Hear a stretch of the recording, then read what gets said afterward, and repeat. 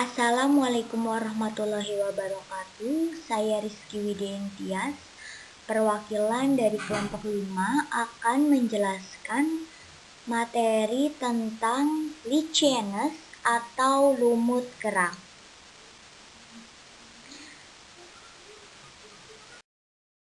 Pengertian Lichenes atau tanaman yang lebih dikenal dengan lumut kerak. Jadi, tanaman Lichenes ini merupakan jenis tanaman lumut yang belum banyak diketahui oleh sebagian orang dan sesungguhnya berbeda dari lumut yang biasa dilihat. Tanaman lumut kerak atau Lichenes ini merupakan tumbuhan tingkat rendah yang masuk dalam divisio Thaliophyta. Lichenes juga merupakan tumbuhan simbiosis antara fungi dan alga, sehingga secara morfologi dan fisiologi merupakan satu kesatuan, di mana dua organisme tersebut hidup berasosiasi antara yang satu dengan yang lainnya. Nah, lumut kerak juga berasal dari bahasa Yunani yang berarti tumbuh dangkal pada kulit pohon zaitun. Lumut ini hidup secara epifit pada pohon-pohon di atas tanah, terutama di daerah sekitar kutub utara, di atas batu cadas, di tepi pantai atau gunung-gunung yang tinggi.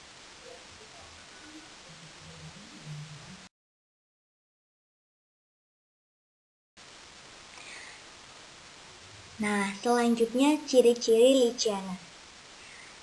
Yang pertama, habitat Lichenes ini hidup pada pepohonan, ada pula yang hidup pada daerah tundra di kutub utara. Kemudian yang kedua, Lichenes dapat ditemukan dari dataran rendah hingga daerah pegunungan yang tinggi. Yang ketiga, merupakan tumbuhan perintis dan berperan dalam proses pelapukan. Yang terakhir, Lichenes tahan terhadap kekeringan, bahkan ada pula yang hidup dalam bebatuan. Selanjutnya, struktur Lichenes. Lichenes ini tersusun atas gonidia, yang merupakan alga yang dapat bersifat uniseluler, berarti bersifat atau bersel satu. Merupakan koloni yang berbentuk benang. Struktur Lichenes yaitu yang pertama ada kulit luar, terdiri dari anyaman hifa secara plektenikmatik yang rapat. Kemudian yang kedua ada lapisan gonidia, yaitu lapisan di bawah kulit yang terdiri atas gerombolan sel alga dengan hifa-hifa fungi yang teranyam jarang-jarang. Yang ketiga, lapisan teras yang terdiri dari lapisan gonidia serta lapisan anyaman benang-benang fungi tanpa ganggang. Nah, selanjutnya klasifikasi Lichenes. Tanaman lumut kerak ini ternyata sulit untuk diklasifikasi. Kenapa? Karena lumut kerak ini merupakan gabungan dari alga dan juga fungi. Nah, menurut Misra dan Agrawal tahun 1978 menyatakan bahwa klasifikasi lumut kerak atau Lichenes ini berdasarkan komponen fungi yang terbagi menjadi 3 tipe, yaitu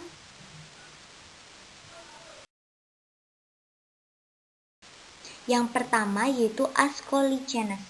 Pada tipe ini, komponen fungi yang membentuk lumut kerak atau Lichenes ini ternyata berasal dari kelas Ascomycetes. Nah, tipe Ascolichenes ini terbagi dalam 2 bagian, yaitu ada Gymnocarpae dan Pyrenocarpae. Gymnocarpae ini memiliki tubuh buah berupa apotesium dengan struktur terbuka. Contohnya Parmelia. Sedangkan Pyrenocarpae memiliki tubuh buah berupa perithecium dengan struktur tertutup. Contohnya itu dermatokarpon. Sedangkan yang kedua yaitu Basidiolichenes. Pada tipe ini, komponen funginya yang membentuk tanaman lumut kerak atau lichenes ini berasal dari kelas Basidiomycetes.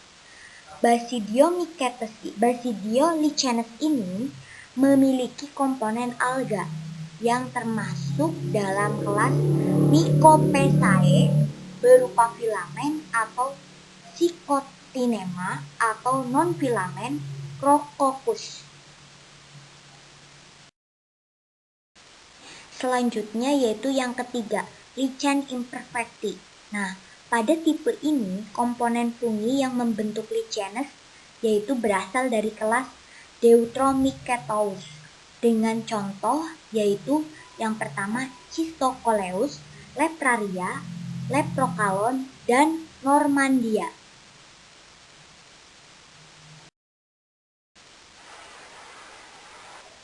Selanjutnya yaitu morfologi lichenes. Jadi berdasarkan bentuknya, lichenes ini dibedakan atas 4 bentuk. Yang pertama yaitu ada crustose lichenes. Crustose ini merupakan salah satu jenis lichenes yang memiliki talus. Seperti pada gambar, dapat dilihat umumnya berukuran kecil, datar, tipis, dan selalu melekat di permukaan batu, kulit pohon, atau di tanah.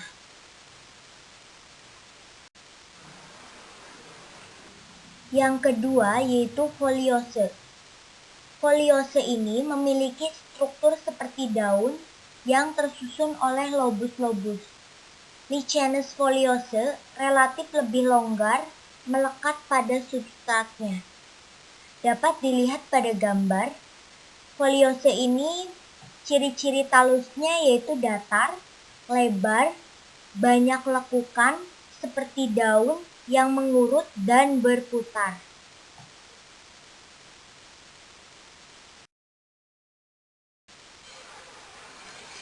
Yang ketiga yaitu fruticose lichenes.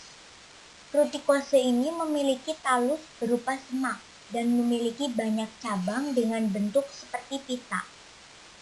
Dapat dilihat pada gambar, talus tumbuh tegak atau menggantung pada batu, daun-daunan atau cabang pohon. Tidak terdapat perbedaan antara permukaan atas dan bawah. Yang keempat yaitu Suquamulose lichenes. Dapat dilihat pada gambar bahwa jenis Suquamulose ini memiliki lobus-lobus seperti sisik.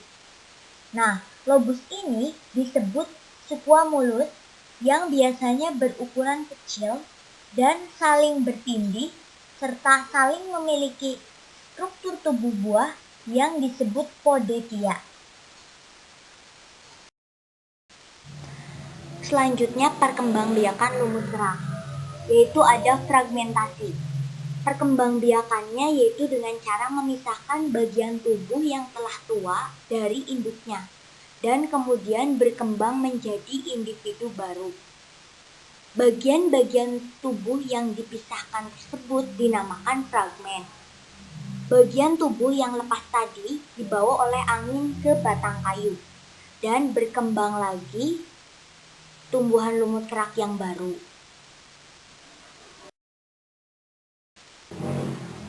Yang kedua yaitu isidia. Nah, isidia ini merupakan struktur yang memiliki bentuk seperti karang yang terdapat pada permukaan atau pinggiran talus. Kemudian, isidia lepas dari talus induknya yang masing-masing mempunyai simbion.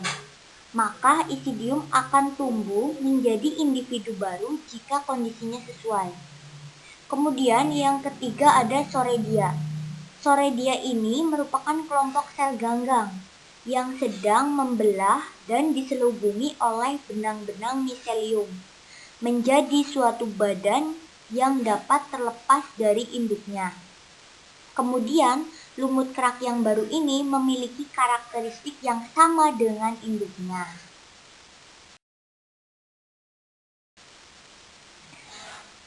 Selanjutnya ada habitat Lichenes. Berdasarkan habitatnya, Lichenes ini dapat dibagi menjadi 3 kategori, yaitu ada Sachycolous. Sachycolous ini adalah salah satu jenis Lichenes yang hidup di bebatuan. Kemudian ada Corticolous. Corticolous ini adalah jenis Lichenes yang hidup pada kulit pohon. Sedangkan Terricolous Lichenes ini merupakan jenis Lichenes terestrial yang hidup pada permukaan tanah.